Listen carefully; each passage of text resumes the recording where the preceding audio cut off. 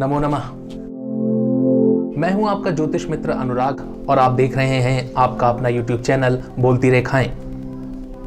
आज बात निर्धनता, गरीबी या दरिद्रता के एक योग की। आपने जीवन में मान सम्मान, धन, व्यवहार सब कुछ बहुत अच्छा कमाया, लेकिन ऐसा क्या हुआ कि वो सब कुछ एकदम से चला गया। ज्ञान अच्छा है, जानकारी अच्छी है, अनुभव अच्छा है, लेकिन फिर भी वो किसी काम नहीं आ पा रहा। मतलब जेब खाली की खाली ही रहती है। राजयोग कुंडली में बना हुआ है, लेकिन ऐसा योग जिसने उस राजयोग की भी काट कर दी है। अगर आपके साथ भी हालात ऐसे हैं तो जल्दी से अपनी कुंडली उठाइए और चंद्रमा की स्थिति को देखिए। क्या आपकी कुंडली में चंद्रमा के साथ कोई ग्रह नहीं है? क्या आपकी कुंडली में चंद्रमा से आगे और पीछे वाले भाव में भी कोई ग्रह नहीं बैठा? क्या कुंडली में कोई भी शुभ ग्रह जैसे गुरु, शुक्र चंद्रमा को नहीं देख रहे? अगर ये योग आपकी कुंडली में है तो समझ लीजिए कि वो बड़े से बड़े योग की काट कर देगा। जी हाँ, मैं बात कर रहा हूं केमद्रुम योग की।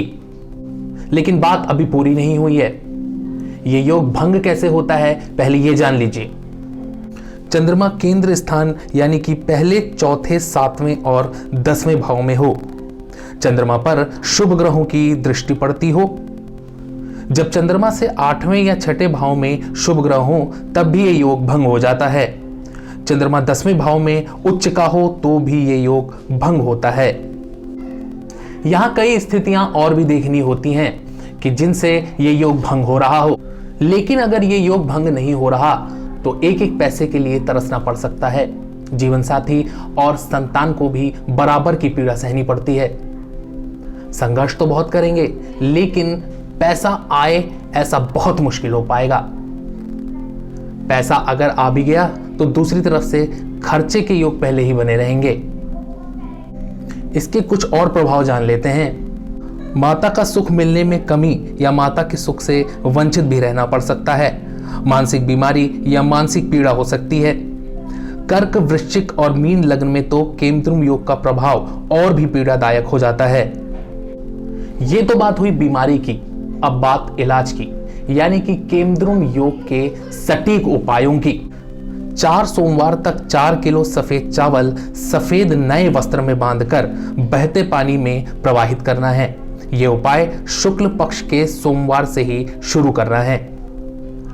दूसरा उपाय, आपको शनिवार को ऐसा सोचना या ध्यान करना है कि सिरनी की जड़ आपको लेनी है, लेकिन याद रखें सिर्फ विचारना है और मन ही मन आपको आमंत्रित करना है, जबकि लाना अगले दिन यानी कि रविवार को है।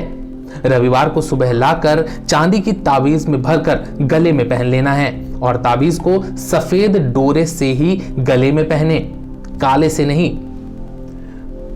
तीसरा उपाय, शुक्ल पक्ष के ही पहले सोमवार को सिद्ध चंद्र यंत्र गले में धारण करना है और यह भी सफेद डोरे में ही पहनना है।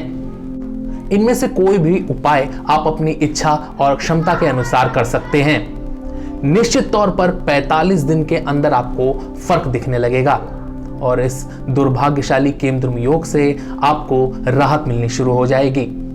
लेकिन एक बात यहां कहनी जरूरी है कि इन उपायों के साथ आपको अपने इष्ट देव की आराधना भी जरूर करनी चाहिए, क्योंकि कष्ट पूरी तरह तभी करते हैं जब इष्ट देव भी प्रसन्न हो।